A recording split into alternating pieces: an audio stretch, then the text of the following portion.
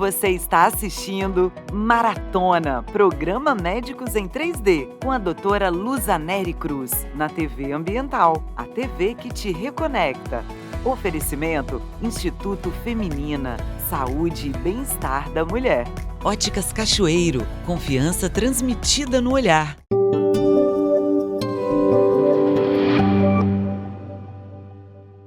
Estamos no programa Médicos em 3D, esse espaço para a gente tirar algumas dúvidas, fazer um bom debate e, por último, te dar algumas dicas.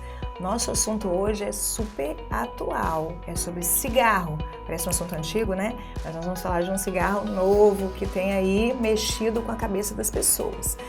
Para falar desse assunto comigo, está aqui a pneumologista Karina Tavares. Tudo bem, Karina? Olá, tudo bem? Muito obrigada por estar aqui e falar desse tema tão pertinente, né? Sim, com Vamos certeza. começar com cigarro de combustão, Karina? Parecia que tinha acabado, né? Um movimento importante contra o cigarro no Brasil, um movimento forte anti-cigarro. Sim.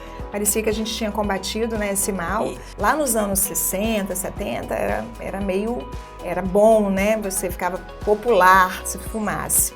Me fala, por que a gente veio com esse movimento anti-cigarro tão importante? Causa mal mesmo? Ou é uma coisa, uma chatice dos médicos? Não. Lá no princípio, né, quando o cigarro foi inventado, né, a indústria dizia que era maravilhoso, que era bom para a saúde, que era elegante. Sempre a imagem dos tabagistas eram de homens bonitos, né, ligados ao esporte, à beleza, à jovialidade. E com o tempo, as coisas se mostraram bem maléficas. Primeiro que o cigarro envelhece a gente mais rapidamente, a pele sofre demais com o tabagismo. E aí vieram as outras consequências que eram inegáveis, como o câncer de pulmão, o câncer de boca, que aumentou estrondosamente por causa do cigarro de queima de biomassa, né, de combustão. O cigarro tradicional, né, que é a queima das folhas, né? E com o tempo foi se estudar, então, cientificamente foi comprovado, porque a indústria tabageira sempre alegava que não, até que ficou comprovado cientificamente, né, que é realmente do cigarro e que o cigarro fazia mal à saúde. Mas nisso, milhares de pessoas já estavam fumando e até hoje nós temos as consequências do cigarro e pessoas que ingressam no cigarro, fumantes. A gente tenta combater essa gama de jovens para que eles não iniciem, mas realmente, apesar de todo o movimento antitabagista que a gente faz, e até se conseguiu algum sucesso, a gente reduziu os números de tabagistas, mas no público jovem não se conseguiu alcançar nem a redução e nem uma redução no ingresso, né, na iniciação ao tabaco. E a gente deseja muito conseguir isso. São 6 milhões de tabagistas no Brasil atualmente, são 40 mil mortes por ano evitáveis. Lembrar que o cigarro mata 50% dos seus usuários. Olha que interessante isso, né? Assustador, né, Karina? Assustador. Nós, médicos, a gente sempre pergunta se a pessoa é hipertensa na nossa consulta, mas a gente esquece de perguntar se a pessoa fuma, né? Isso. E faz tanto mal quanto, né? Então é uma coisa que até os médicos esquecem de perguntar para os pacientes e os pacientes esquecem de relatar para os seus médicos que eles fumam, porque a gente acha que é só um hábito, né? Ainda está no inconsciente, não é isso, Karina? Isso. Que não faz mal, né? Isso. Na minha especialidade é quase uma das primeiras perguntas, né? Mas nas especialidades em geral eu também noto isso. O tabagismo deve fazer parte da anamnese, né? E sempre esses médicos darem uma palavrinha no final, olha, tenta parar de fumar, procure alguém que te ajude, não é? Isso não é um hábito, isso também a pessoa fala muito assim, eu não tenho vergonha na cara. Não é isso. O cigarro não é hábito e nem é vergonha na cara. O cigarro é um vício, O cigarro tem mais de 2.000 substâncias químicas e só uma vicia, que é a nicotina. Até em relação à maconha, um outro estudo falava, não estou falando de nenhuma discussão ideológica, não é isso que eu estou dizendo, que a própria combustão, né, a queima faz mal tanto quanto o cigarro. E as pessoas falam, não faz mal, né? É só uma questão ideológica, mas a gente também combate por causa disso, sim, né? Com certeza. Tem lesões pulmonares também. Quando a pessoa aspira aquela fumaça, a fumaça ela é quente demais para o pulmão. E ela, a primeira coisa que ela faz é queimar a via aérea. A via aérea tem cílios, o pulmão tem cílios para se limpar. Então a gente chama de traqueia careca, porque os brônquios todos ficam sem cílios. Então essa pessoa fica sem uma das defesas dela, que é a defesa mecânica, de varrer, de se limpar, não é? E isso é para qualquer tipo de cigarro. E sobre o tabagismo passivo, Karina, fala um pouquinho. Sim. Né, pessoas que têm familiares, que a gente está falando, pessoas que têm familiares ou colegas de trabalho que fumam e a pessoa aspira também essa fumaça. Isso. Até que se tivesse os primeiros estudos confirmando, né? Todo mundo falava, não, a esposa do tabagista não tem maiores consequências. Tem sim, 15% dos DPOCs jamais fumaram. E da onde vem isso? É o marido que fumava, é no trabalho, um trabalho que hoje existe muito pouco já e que a gente tem pacientes, seria até meio que uma doença trabalhista, os pizzaiolos. Sim. Porque eles têm queima de biomassa, que é a queima da lenha. Sim. Né? As pessoas que na infância tiveram contato muito próximo no fogão a lenha dentro de casa, você vai perguntar para essas pessoas, por que essa senhora de 70, 65 anos tem DPOC se nunca fumou? Então sempre tem algo. O marido que fumava, um trabalho que todas as pessoas em volta fumavam, teve contato com fogão a lenha ou com queima de carvão. No México é muito comum, até 15, 16, 18 anos de idade. Então elas desenvolvem DPOC anos mais tarde. O DPOC é uma doença que vem depois dos 45, 50 anos, por isso que ela não se demonstra logo nos primeiros anos. E mesmo parando de fumar, a doença pode vir, mas é óbvio que o quanto antes você para, sempre tem benefícios. Fala um pouquinho mais dessa doença, DPOC, né? Doença pulmonar obstrutiva crônica, não é isso? Isso. Asma entra, enfisema entra. Conta aí um pouquinho, porque mudou um pouquinho o conceito, né? Isso. E fala do conceito bronquite novo. Crônica. Isso. Às vezes o paciente fala, eu tenho bronquite crônica, mas na verdade era asma, né? Sim, às vezes confunde um pouquinho. E qual está mais relacionado ao tabagismo? Isso, DPOC com certeza, tá? Asma é uma doença que a gente nasce com ela. Ela é genética, né? Então, a história da pessoa é assim, desde criança eu chiava, minha mãe me levava para o pronto-socorro, me demolizava, e eu tinha crises de chiado, falta de ar e tosse. Às vezes ela entra em remissão na adolescência, passa anos, melhora, pessoa né? sem sentir, e de repente ela volta. O do tabagismo, que é o DPOC, doença pulmonar obstrutiva crônica, sempre tem uma história, ou quase sempre, de cigarro no meio da história. Às vezes ela até conta, a gente pode misturar um pouco as duas doenças, chama overlap síndrome. É quando a pessoa tem asma e ela ainda por cima fumou.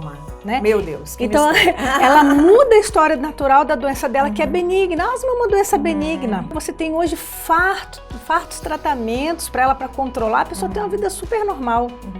E o DPOC não. DPOC a gente começa a tratar já depois, quando começa a ter os primeiros sinais.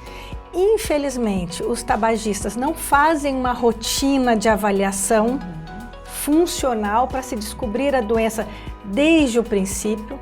Eles só nos procuram, até porque eles têm vergonha de ir no consultório. Eles deixam de falar para o médico, em geral, os outros especialistas, porque eles se envergonham, porque ele não quer ouvir pare de fumar, né? Ele não quer não quer que o médico desdenhe dele, dizendo, olha, não, é fácil, quando não é fácil, na verdade, né? O DPOC, quando eles nos chegam, já chegam assim muito sintomáticos, já com falta de ar. Primeiramente, eles sentem falta de ar aos grandes esforços. Aí eles param de fazer aquele esforço físico. Porque eu tô ficando velho. Sempre é outra desculpa, né? Não é nunca o cigarro. Porque eu tô ficando idoso, não tô aguentando mais fazer a atividade que eu fazia. Então faz para mim, então dá para outra pessoa fazer e tal. Quando isso vai apertando, ou seja, ele começa a sentir falta de ar para ir na padaria, que é perto de casa, não tem ladeira, é plano. Aí eles começam a nos procurar. E aí, quando a gente vê, já tem 50% da função comprometida. Ele já perdeu 50%. A gente inicia o tratamento, claro. Então, o DPOC é uma doença que começa já depois dos 50 anos de idade, em torno dos 50 anos de idade. Também tem chiado, também tem tosse, normalmente tem catarro. Existe um estágio antes do DPOC que se chama bronquite crônica tabágica. São aqueles pacientes que não nos procuram, mas de 2 a 3 vezes no ano eles têm episódios recorrentes de tosse e catarro, tosse e expectoração. Eles acham que é uma gripe, passa um mês, passa 2 meses, melhora, acabou. Isso já é bronquite crônica tabágica. Karina, então agora nós vamos falar do assunto que vale 1 milhão, né? E cigarro eletrônico? A gente falou de um monte de coisa ruim de cigarro de combustão. O eletrônico é muito melhor, não causa... Porque esse é o marketing, né? Vamos substituir com uma coisa muito melhor, mais moderna, que não causa mal. É isso mesmo? Não. Só que não, né? Bom, o cigarro eletrônico, ele foi inventado, né, na China em 2003. E como tudo no princípio, né, eles querem dar essa forma de que não, vamos trocar o cigarro, até para ajudar as pessoas a trocar o cigarro tradicional, a deixar o vício com o cigarro eletrônico, que é um vapor de água. Só um vapor de água realmente não faria mal nenhum, senão nós teríamos aí um monte de pessoas que fazem nebulização com soro que teriam problema. Só que dentro daquele líquido do juice, que eles chamam, tem nicotina, que é justamente a substância aditiva. É de se pensar o seguinte, a indústria tabageira está metida nisso. Sim. Será mesmo que eles lançariam uma medicação para te tirar o vício? A venda deles é em cima do cigarro, aí eles vão te dar um remédio para você parar de fumar. Então a gente questiona isso. Depois... não, isso é um vapor d'água. Muitos médicos lá no início, há 5, 8 anos atrás, fizeram um marketing sobre isso. Não, realmente é muito bom para se trocar. E na verdade, quem quiser, né, usar o cigarro eletrônico não traz nenhuma consequência. Como tudo no princípio, não tem estudos, não tem um acompanhamento de muitos anos, os pacientes têm 2, 3 anos usando isso, a gente não tem como ter números ainda. Agora o tempo passou, já são quase 20 anos, né, de uso e as coisas mudaram. Sobre o paciente trocar, né, do tabagismo tradicional pelo eletrônico, é assim, entre você respirar o ar normal e o cigarro tradicional, sempre o ar. Entre o ar e o cigarro eletrônico, o ar. Entre o cigarro eletrônico e o tabagismo tradicional, o eletrônico. Porque ele é menos deletério, não é que ele não seja, mas ele é menos. Se você tem essa visão, você quer muito parar de fumar e tem isso dentro de você, vou trocar pelo cigarro eletrônico, mas daqui a 3 semanas, 3 meses eu vou acabar com isso, ok. Existem programas, principalmente na Inglaterra, tá? Que eles dão vape. Existem locais que as pessoas podem vaporizar lá. Mas isso ficou um pouco contido para pacientes, pessoas que tenham alguma razão para isso. Por exemplo, gestantes. A gestante que fuma é muito ruim para o bebê. A gente sabe de todas as consequências que traz para o bebê. Parto prematuro, neném pequeno, baixo peso, problemas mentais, tá? Então, elas preferem, como uma atitude de saúde pública, que essas gestantes fumem o cigarro eletrônico do que o tradicional. Sim. Pessoas que têm muitas comorbidades, então eles ajudam. Sem supervisionamento, é um pouco é estranho. As pessoas, elas simplesmente trocam. O que eu vejo no meu consultório? Elas trocam pelo cigarro eletrônico por um tempo, daqui a pouco elas voltam para o tradicional, daqui a pouco elas usam os dois. Por quê? Porque realmente o cigarro tradicional, ele traz mais fenômenos assim de saciedade, de ficar feliz, satisfação, né? mesmo que o vape tenha vários graus de nicotina dentro. Você escolhe, é quase que uma receita médica lá, o senhor quer de 3 mg por ml, 6, você fuma quanto? Eles fazem toda essa orientação. Mas, e aí não adiantou nada, então, para essa pessoa, porque ela continuou fumando o outro, tá fumando eletrônico. E ali tem a nicotina, que vai te deixar adicta ao cigarro eletrônico. Sim. Então, poxa, não era para largar? Era para trocar ou era para largar, né? Sim.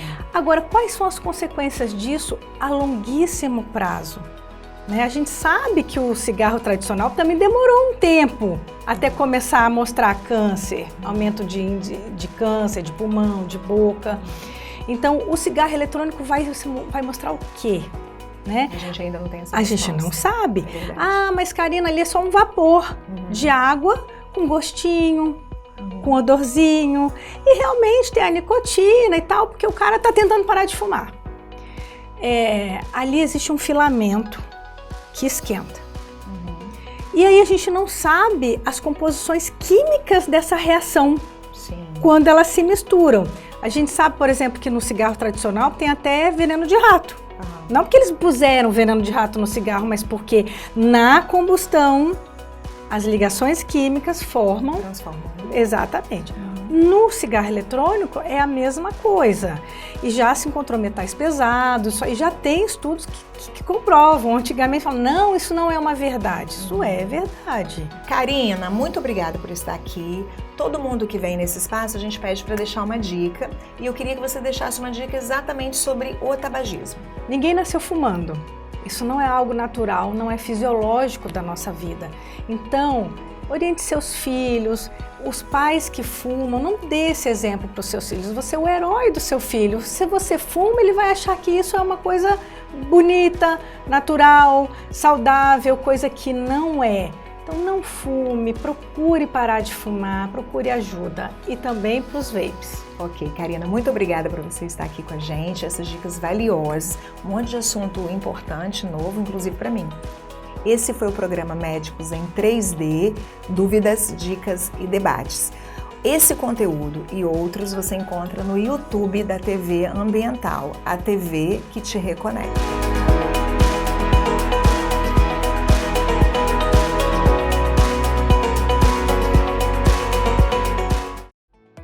Você está assistindo Maratona, programa Médicos em 3D, com a doutora Luzaneri Cruz, na TV Ambiental, a TV que te reconecta. Oferecimento Instituto Feminina, Saúde e Bem-Estar da Mulher. Óticas Cachoeiro, confiança transmitida no olhar.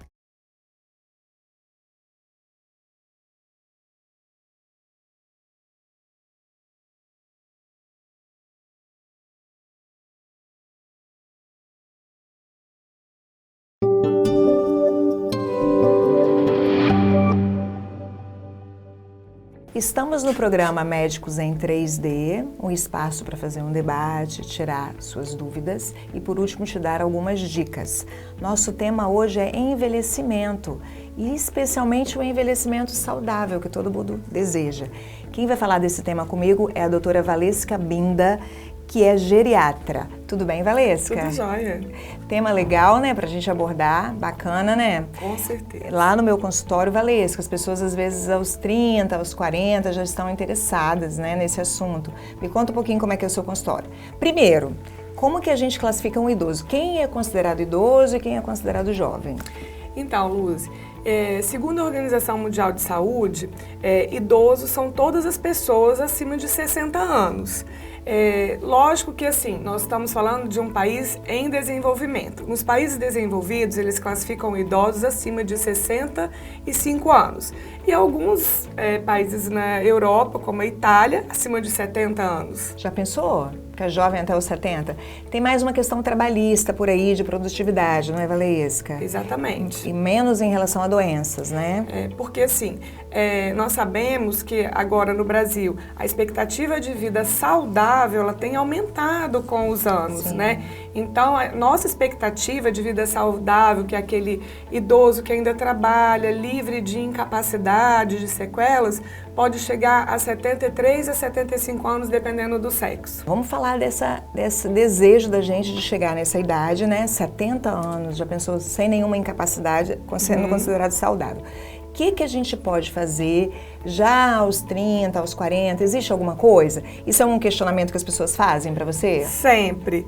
Quando aparece uma pessoa mais jovem no consultório, né, pensando assim, o que eu posso fazer para envelhecer bem, sempre digo que o envelhecimento, ele é almejado por todos, né? Só não fica velho quem morre cedo. Isso é muito importante a gente lembrar que todos vamos envelhecer. Não existe uma fórmula mágica, não existe uma receita de bolo, mas tem algumas coisas que são tópicos, assim, como dieta, a dieta saudável, né, o que a gente come, né, como as proteínas, as vitaminas, os carboidratos, o que a gente deve colocar num prato de comida. Tem alguns estudos que falam que nós devemos comer 80% do que realmente a gente necessita, né, o controle da obesidade, do colesterol, da pressão, porque isso faz com que o envelhecimento seja mais saudável, porque aquela pessoa que vai envelhecendo, que tem pressão alta, colesterol alto, glicose alta, que não tem esse controle, lá na frente ela pode ter maior chance de ter Alzheimer, por exemplo, e de ter outras doenças que trazem algumas sequelas, como as demências, as isquemias, né, que são os AVCs, que a gente fala, os derrames, né, que muitas pessoas entendem com essa palavra, né, também a atividade física é uma outra coisa que a gente tem que ensinar aos nossos filhos pequenos, né, para ser sempre, para estar sempre fazendo uma atividade física, porque ela também previne a obesidade, controla as dores das artroses, a osteoporose, a ganho de músculo, porque a sarcopenia, que é a perda muscular nos idosos, é uma doença que nos preocupa muito, porque aquele idoso que chega no consultório já aos seus 70, 80 anos, dizendo que está com as pernas fracas, é aquele idoso normalmente que não está se exercitando, que está sedentário, que não levanta do sofá, que durante a pandemia inteira ficou muito parado. Então essa perda muscular ela é importante e é um modo da gente prevenir a sarcopenia é sempre se exercitar, né? Como a dieta que eu disse, a atividade física, os controles emocionais são importantíssimos. Quem não ficou estressado nessa pandemia, né? Quem não passou por um momento de luto inesperado com perda de um ente querido. Então tá sempre que essa questão do emocional, procurar a questão da espiritualidade, esse bom controle, né? E também o que trouxe a pandemia, essa questão do isolamento, voltar agora dentro do possível, né? Dentro de uma segurança que a gente ainda tem que viver com essas ondas, picos do Covid, voltar a se relacionar com as pessoas, voltar a frequentar que seja uma comunidade ou uma igreja, voltar a falar com seus vizinhos, porque muitas pessoas tiveram pânico de tudo que aconteceu, né? E entraram num quadro meio que assim, montaram uma fortaleza em volta e não saem mais de casa, não convivem mais com outras pessoas, tudo que a gente não pregava com o envelhecimento. Que a gente falava antes para o idoso, olha, você tem que sair de casa, você tem que participar de grupos de terceira idade, participar de comunidade, e agora na pandemia, fica em casa, fecha as janelas, não sai de jeito nenhum. Então isso trouxe muitos problemas para os nossos idosos, né? Então o envelhecimento saudável, tudo isso é importante. Os hábitos também, né, Lúcia? A gente falar assim da questão do fumo. Agora a gente tem visto uma nova geração com esses cigarros eletrônicos que, porque não cheira, talvez as pessoas acham que não faz mal, né? Mas a prevenção do fumo, o controle do álcool. Gosto de lembrar das pessoas que estão envelhecendo que o metabolismo vai mudando também, né? Com o envelhecimento. Sim. Então, aquela quantidade de álcool que você bebia, que ainda permanece bebendo, a maior chance desse álcool dar uma tontura, daquele idoso cair, fazer um traumatismo na cabeça, ficar acamado ou ter uma fratura. Então, medir essas consequências, né, dos nossos maus hábitos. Em relação à dieta, o idoso tem essa coisa de comer muito carboidrato, não é isso, Valesca? E pouca proteína, né? A gente estava até comentando sobre isso. E aí, o carboidrato é pão, né? Alguns cereais, mesmo as frutas são carboidrato, né? Alguns legumes. É muito difícil inserir essa proteína na alimentação do idoso. E às vezes ele não dá valor a isso, não é? Exatamente, porque assim, sempre gosto de desenhar, né? Não sou endócrino nem nutricionista, mas eu sempre desenho um pratinho de comida com quais as porcentagens que ele deveria ingerir de cada coisa. Sim. O carboidrato, né, como você falou, ele é importante para o idoso. Uma fonte de energia, Fonte né? de energia, né? Mas a gente sabe que também, se ele não comer a proteína, que eu sempre lembro, proteína é o que vem do animal. Então, ovo ou qualquer tipo de carne, né? Então, se ele não tem a proteína, ele vai ter mais dificuldade de ter o ganho muscular por conta da falta da proteína. Vai perder força, né? Exatamente. E com isso vem as quedas, né? Levando o idoso a ficar frágil, né? Sim. E as vitaminas também, né? Que são importantes na alimentação. Porque muitos idosos, ou para muitas pessoas, é tão fácil você ir numa farmácia ou pedir, doutora, me passa uma vitamina, né? Sim. Mas é importante a gente lembrar que as vitaminas, elas são encontradas de uma forma geral nas verduras, nos legumes coloridos, né? Quanto mais colorido, maior a quantidade de vitaminas. Também na ingesta das frutas, né? E lógico que tem as proporções, que é sempre importante. O idoso, ele tá perguntando, ou a pessoa que está querendo envelhecer bem, perguntando para o seu médico ou para o nutricionista em relação à dieta, né? Qual que seria o ideal para ele, porque nós estamos falando de uma forma geral, mas tem aquela pessoa que está magra demais, tem aquela pessoa que já está bem acima do peso, se exercita, né? mais ou se exercita menos. Né? Que gasta mais ou gasta menos. Tem uma queixa muito frequente de algumas famílias para aquele idoso que já está bem numa idade avançada, que já não tem um gasto calórico, né? Que fica só sentadinho no sofá, pouco se movimenta e que a gente fica naquela angústia de, nossa, minha mãe não está comendo, né? Ou meu pai não está comendo. Então, assim, ter um auxílio, né, de um profissional para dizer a quantidade ideal, medir quanto de caloria, né? O que tem que ingerir, até mesmo que a gente estava falando há pouco em relação até aos suplementos, o que pode ser usado, que já tem muita coisa bacana no mercado também, né? Mas nunca com uma orientação de um balconista da farmácia, ou do que o vizinho toma, eu vou tomar, né? A minha mãe tomava, esse é legal, que eu vou tomar, né? Tem um nomezinho que eu até brinco que assim, esse não precisa nunca de propaganda, porque ele é encontrado só no supermercado. Há 1000 anos atrás falava dele e as pessoas ainda passam um para o outro esse nome, né? Como também, Luz, uma coisa importantíssima para a gente envelhecer bem, que eu gosto de lembrar, são os medicamentos. O uso inadequado de remédio. Para você ter uma ideia, os estudos falam que os idosos, eles usam em média 5 remédios por dia, né? É a média. Então imagina, bastante, aquele idoso que tem pressão alta, precisa do remédio para pressão. Que tem problema de colesterol, precisa do remédio de colesterol. Que tem diabetes, precisa do remédio do diabetes. Aí tá começando a ficar esquecido, né? Ainda precisa do remédio do esquecimento. E ele ainda acha que o que o vizinho tomou, ele vai tomar. Ou se alguém indicar, ele vai tomar. Então, o medicamento, ele é muito importante ele ser tomado só com orientação médica.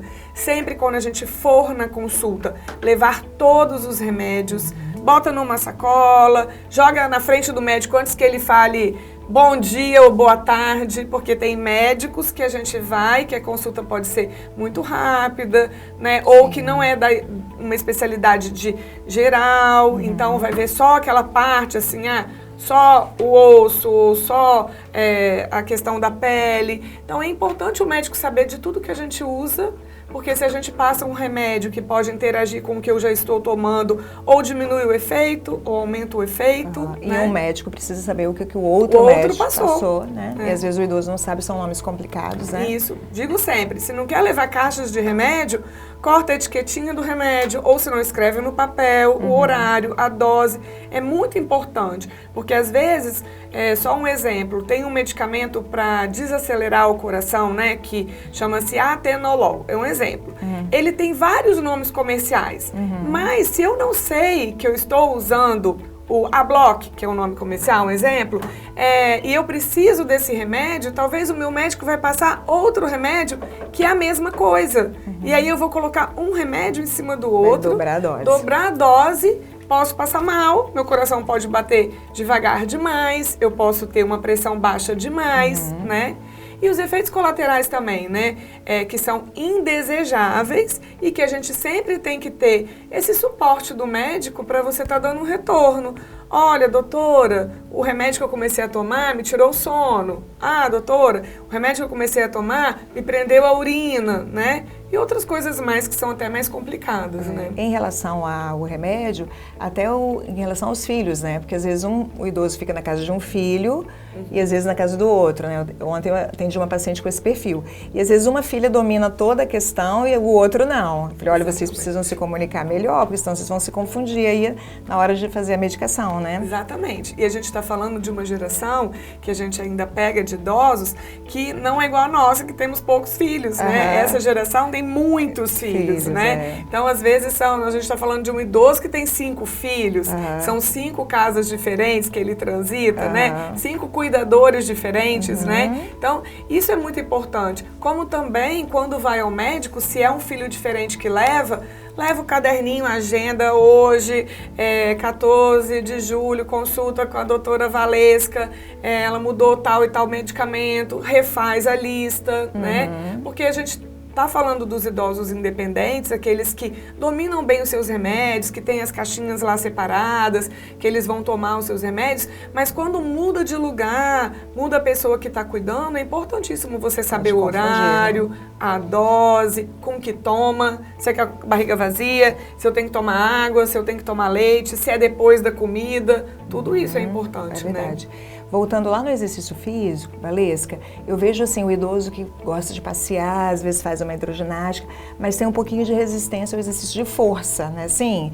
E a gente tem estimulado muito isso no consultório, porque por causa da questão da massa muscular, né? Então, porque sempre gosto de dizer para os nossos idosos, caminhada é bom? Ótimo, adoro caminhada, mas é aeróbico, né? É melhor do que não fazer nada, exatamente, eu falo isso. Melhor do que ficar sentado no sofá. Com certeza. Mas só a caminhada não complementa toda a necessidade que o idoso precisa. Porque a caminhada vai ajudar o quê? Ajuda nos problemas do coração, ajuda a prevenir algumas doenças, ajuda a controlar o colesterol, a diabetes, ajuda a melhorar a ansiedade, o estresse, mas o ganho muscular a gente não ganha só com a caminhada.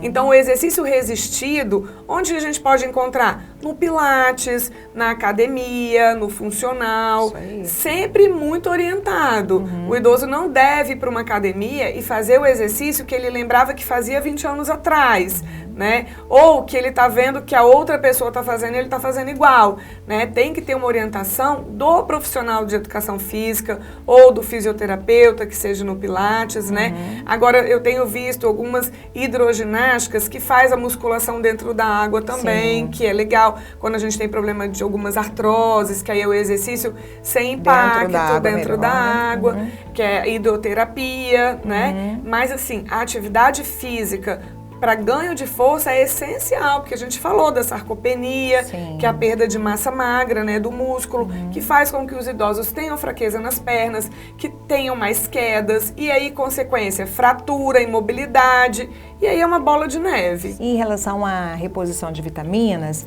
tem um estudo recente dizendo que aquele polivitamínico, né, então aquele monte de vitamina, um pouquinho, uma quantidade pequena de cada uma num comprimido só, que parecia que funcionava, o estudo mostra que não. Então, talvez seja o idoso, seja uma pessoa para a gente medir cada vitamina. Sempre. E a gente ir direto e repor aquela necessidade ou então corrigir a dieta. Porque, na verdade, alguns elementos, né, por exemplo, o cálcio, é melhor o cálcio alimentado que o cálcio de reposição. E às vezes a pessoa se recusa a comer um queijinho, né, tomar uma xícara de leite e quer tomar o cálcio de reposição, não é isso? Exatamente. Sempre, né, Luz? Assim, nos exames que a gente pede para os idosos, inclui todas as vitaminas principais. Eu não estou falando daquelas vitaminas que a gente nunca pede, né, que só aumenta o pedido médico, né? Aqueles polivitamínicos, né, que são preços, aquelas fórmulas de R$1.000, né, que algumas pessoas têm tomado. Mas eu estou dizendo assim, a necessidade mesmo do idoso, a gente vê o cálcio, a gente vê o ferro, a gente vê a vitamina B12, que é uma vitamina importante para a memória, até mesmo para queixa de força, né, que é importante, né, a gente o ácido fólico, né, então tem algumas vitaminas, a vitamina D também, importantíssimo, então que a gente sempre tem que dosar. E a reposição, a minha reposição não vai ser igual a sua, não vai ser igual ao seu esposo, então cada um vai ter a dose necessária, né, que tem que ser orientada pelo profissional médico, né, para que aquele idoso faça uso. Perfeito. Agora vamos falar um pouquinho de vacina? Tem alguma vacina especial nessa faixa etária? Sim, nós temos um calendário específico para os idosos. Eu vou tentar pontuar todas as vacinas aqui. Vou começar para uma que a gente toma desde criança, que é a vacina de tétano, né? Que ela deve ser tomada a cada 10 anos. A vacina de gripe, que ela deve ser anual, né? Muitos idosos ainda não tomaram a vacina de gripe desse ano, que o ideal é que ela seja tomada final de abril, início de maio, né? Que é onde os vírus já estão começando a se circular, né? Agora, importantíssima a vacina do Covid, que nós vemos como caiu o número de idosos contaminados depois que foram vacinados. A gente já está na 4ª dose, os atrasados aí, vamos colocar a vacina em dia, né? E perder esse medo, né? Não só da vacina do Covid, muitas vacinas quando foram lançadas, me recordo, anos atrás, a própria da gripe, né? Que tinha aquelas charges assim, a vacina foi feita para matar os idosos, o governo não quer mais pagar, né, os impostos, então quer que os idosos morram. Isso é ridículo, né? Porque, um exemplo, a vacina da gripe mesmo, ela é feita do vírus morto, né? Então não vai causar gripe em ninguém. Mas muitos idosos demoram a se vacinar. Então, quando ele vai se vacinar, ele já pegou gripe, ele já está gripado, né? Porque toda vacina, ela demora um tempo para fazer efeito também, né? E a gente tem que lembrar disso, né? Nós temos 2 vacinas para pneumonia, que é a Prevenar e a Pneumo 23. Todas 2 já são encontradas gratuitamente para os idosos, né? Temos também a vacina de herpes zoster, e agora até com uma novidade, porque antes a gente só tinha uma vacina de herpes zoster que prevenia a complicação do herpes. Agora foi lançado recente aqui no Brasil, já existia há muitos anos em outros países, uma vacina que previne até em 97% a doença. Então, uma vez que você tome a vacina, você pode ficar até 10 anos, que os estudos recentes dizem, sem ter a doença herpes zoster, que é uma doença muito doída, né? Importante, Idosos podem ficar de 6 meses a 1 ano com dor no local depois de ter a doença. São vacinas que estão no calendário vacinal do idoso e a gente precisa de colocá-la em dia. Sempre levar o calendário para o médico olhar, eu acho que é uma dica legal também, né? Porque às vezes a gente acha que tomou, por exemplo, a Pneumo 23, ela é dada nos idosos acima de 65 anos. E ela tem um reforço depois de 5 anos. Então a gente esquece, né? Então se você não está lá com a sua carteirinha de vacina em dia, ou que você olha de vez em quando, é importante na consulta levar para o médico olhar. Valesca, todo mundo que vem aqui a gente pede para deixar uma dica, né? Então eu queria que você deixasse essa dica de hoje. Pode ser para a família, pode ser para o próprio idoso. Me fala, o que você gostaria de dizer? Então, eu gostaria de dizer para vocês que estão me ouvindo que, assim, o envelhecimento, ele é individual. Cada um vai envelhecer de uma forma diferente do outro. Então, procure o seu médico. Aquelas pessoas que não têm muita afinidade com algum médico, escolha um médico para te acompanhar. Faça os seus exames de rotina. Comece a praticar uma atividade física. Melhore a sua alimentação.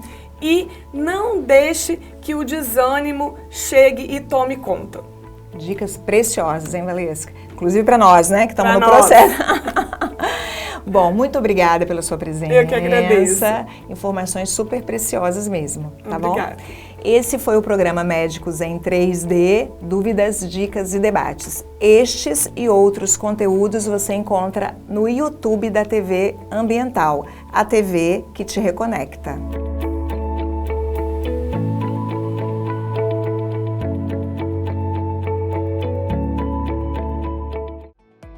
Você está assistindo Maratona, programa Médicos em 3D, com a doutora Luzaneri Cruz, na TV Ambiental, a TV que te reconecta. Oferecimento Instituto Feminina, Saúde e Bem-Estar da Mulher. Óticas Cachoeiro, confiança transmitida no olhar.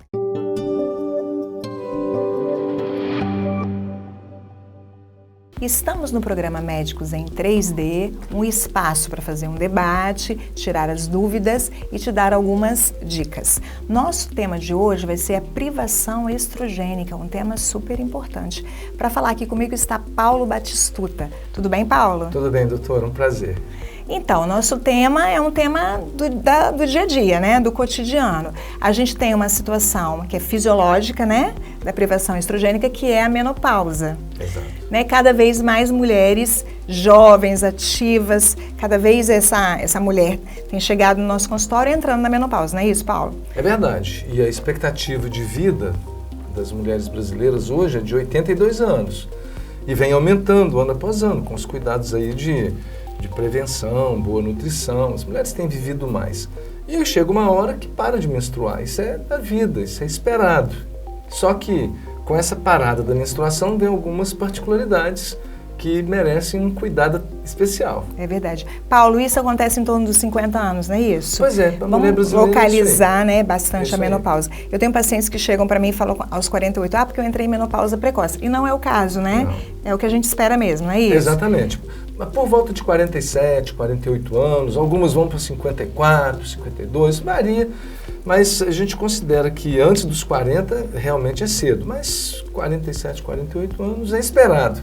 Mesmo que tenha sintomas desagradáveis, é o esperado. E aí essa mulher está no auge da carreira, não é isso? Verdade. Constituindo família, às vezes o primeiro casamento, né? Está na metade da vida, E aí ela se depara com essa situação e uma série de consequências, não é isso, Paulo? Assim, a gente tem consequências cardíacas, né? Aumenta o risco cardiovascular, consequências ósseas, emocionais, em relação ao sono, piora o sono, a mulher fica mais ansiosa, mas tem uma coisa que é muito sua, da sua área, né? Fala um pouquinho sobre isso. Pois é, a gente, a propósito, esse mês de março que passou, a Sociedade Brasileira de Ginecologia, ela trouxe um posicionamento a respeito da síndrome geniturinária, que é a falta de hormônio, a privação de hormônios na parte genital da mulher. Causa impacto, né? Então, algumas mulheres vão ter perda de urina involuntária, incontinência urinária.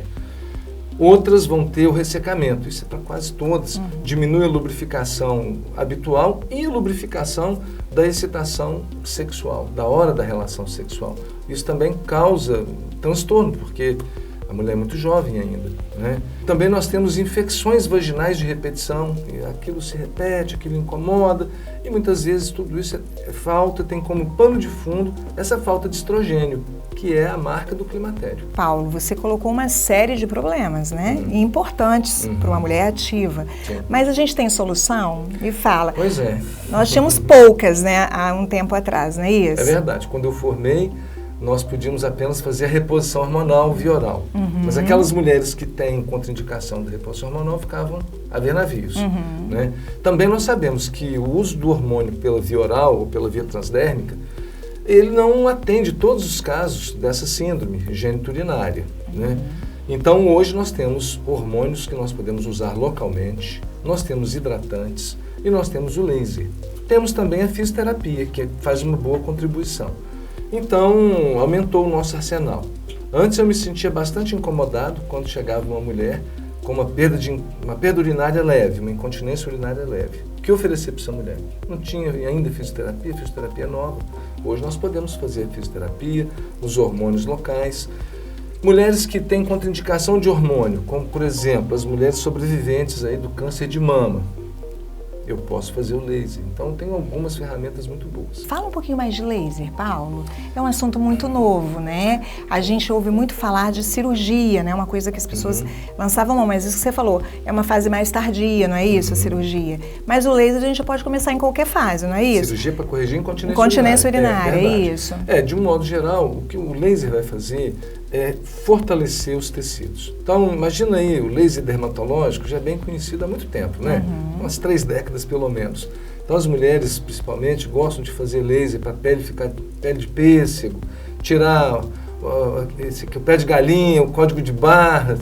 Então, ele ajuda o tecido a ficar mais jovem, rejuvenescido. E esse efeito sobre a pele acontece porque o laser estimula, uma vez que ele é aplicado sobre a pele, sobre o tecido, ele estimula que haja uma produção de novas fibras de colágeno, novas fibras elásticas e que aumente também a quantidade de vasos sanguíneos que nutrem aquela região. Mais ou menos o que acontece na face, né? É a mesma coisa, é a mesma coisa. O tecido vai ficar rejuvenescido. É um rejuvenescimento. Esse tecido ele fica bem alimentado. Então é incrível, porque se a pessoa tem marcas de expressão leves, você consegue tirar. Hoje o dermatologista usa o laser associado com preenchedores, com bioestimulantes, que eles associam. A gente também começa a fazer esse tipo de abordagem na parte genital. Então, assim, para essa síndrome geniturinária, nós usamos basicamente o laser. Os bioestimuladores ainda não, mas eu vejo... Futuro. Nós não usamos tanto, mas nós já temos, por exemplo, quando tem uma diminuição do volume dos grandes lábios, nós fazemos bioestimuladores ali, podemos fazer também. Mas eles não visam propriamente suprir essa falta de estrogênio. O que vai resolver o problema da falta de lubrificação, da falta de elasticidade, é o laser. É o laser genital. Então ele é aplicado dentro da vagina. Ele é aplicado na face, ele é aplicado na superfície. Mas na vagina, ele é aplicado dentro da vagina. Toda vagina vai receber o tratamento de laser. E esse tecido todo, como um todo, vai ficar rejuvenescido. Sim, então a gente usaria o laser. Quais seriam as indicações? Poderia ser para incontinência urinária também? Sim, porque ele fortalece o tecido e a perda urinária por causa de um enfraquecimento. Sim. Sendo fortalecido, ele consegue resolver muitos casos. Sim, para a lubrificação também. A lubrificação, porque aumenta a quantidade de vasos sanguíneos, então vai lubrificar melhor. Então, uma grande parte dessas nossas queixas estariam atendidas, né, da mulher menopausada. Outra coisa que é importante é a resistência do tecido, que é um tecido que tem uma tendência a ficar mais fino. A mucosa vaginal tem cerca de 40, 60 camadas na mulher que tem estrogênio, que menstrua. 40, 60. No climatério passa a ter 10, 20. Com o laser vai ter novamente 40. Vai ficar um tecido mais forte, ele aguenta mais impacto. Então, no local que vai ter mais tensão na hora de uma relação sexual, por exemplo, o tecido está frágil, não consegue. Fortalece o tecido com estrogênio, com hormônio ou com laser, permite uma boa atividade. E você vê futuro, você vê uma boa opção de misturar as terapias, Paulo? O que você pensa disso? Por exemplo, estrogênio oral ou transdérmico e mais o laser? Não, isso aí já acontece. Isso é uma tendência, isso para mim não tem volta. E até acrescenta isso que você coloca, os bioestimuladores, por exemplo, porque hoje é comum, você vai... quer cuidar da estética facial, então você vai fazer um ultraformer, que é ele atende estruturas mais profundas, um laser que pega estruturas mais superficiais e ainda dá uma injeção de substância que estimula colágeno, não é isso? Tratamento combinado, e os preenchedores ainda. Sim. Tudo isso está caminhando para a parte genital. Já está acontecendo. A gente já utiliza essas ferramentas. Então a gente vai juntar armas, né? É isso aí. Para o nosso exército, porque realmente não é um problema de saúde fácil de tratar, não é isso? Pois é, a mulher no climatério ela tem uma grande mudança, que ela não pode mais ter filhos. Sim. Muitas mulheres acham que elas não podem ter mais nada. Sim. Né? Quando acaba a maternidade, acaba também a vida dela de mulher. Mas hoje as mulheres estão no auge, como você começou a sua fala, as mulheres estão no auge da profissão, às vezes estão no segundo relacionamento. Sim. E eu acho que o climatério ele representa apenas uma interrupção da capacidade reprodutiva. Ponto. O resto tem que continuar. Pujante. E as mulheres numa idade mais avançada? Você até citou, a gente estava conversando, né? Sobre uma senhorinha de 80 anos, não é isso? 74. 74, que veio com essa queixa. Ainda assim, Há espaço para esse tratamento? Olha, quanto mais precocemente, vou voltar à analogia da dermatologia, porque a gente já conhece bem isso, as mulheres principalmente conhecem muito bem isso da dermato. Não espere sua pele ficar com muitas marcas, a pele degenerar, ficar com muita ruga para começar uma abordagem. Quando começar alguma mudança genital, é a boa hora de fazer. Né? Então, uma senhora que começa a fazer com 74 anos, talvez não seja o melhor momento. Ela terá ganho. Mesmo assim ela ganha. Ela terá ganho. Mas o ideal é que ela começasse um pouco antes. Né? Então, se ela faz o climatério com 50 anos e já começa, estou notando um ressecamento, pode começar a fazer a reposição. Não, a reposição pode começar a fazer o laser, não tem problema, vai ser ótimo. Agora, o efeito de uma aplicação de laser vai se estender de 1 a 3 anos. Então, tem um prazo longo. Né? Daqui 3 anos, 1 ano, começou a ficar ressecado, começou a aparecer infecção, começou a ter perda urinária, vai lá e faz mais um pouco. É uma ideia recente, né, Paulo, dentro da endocrinologia, que você já comece um acompanhamento, talvez até um início de um hormônio antes da menopausa. Antes né? da decadência final. Exatamente. Né? Já começa uma progesterona, alguma coisa paralela. Então o laser também tem essa indicação. A mulher vai perceber. Então, assim, precisa fazer exame de sangue? Olha, o laser, a mulher sente na prática.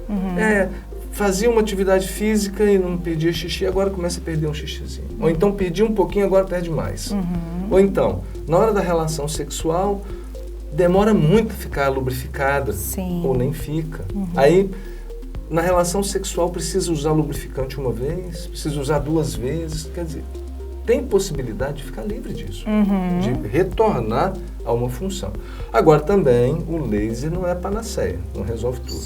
Às vezes nós temos questões sexuais que vão demandar um sexólogo, talvez uma questão emocional, né? Um psicólogo, uma pessoa da área psíquica, né?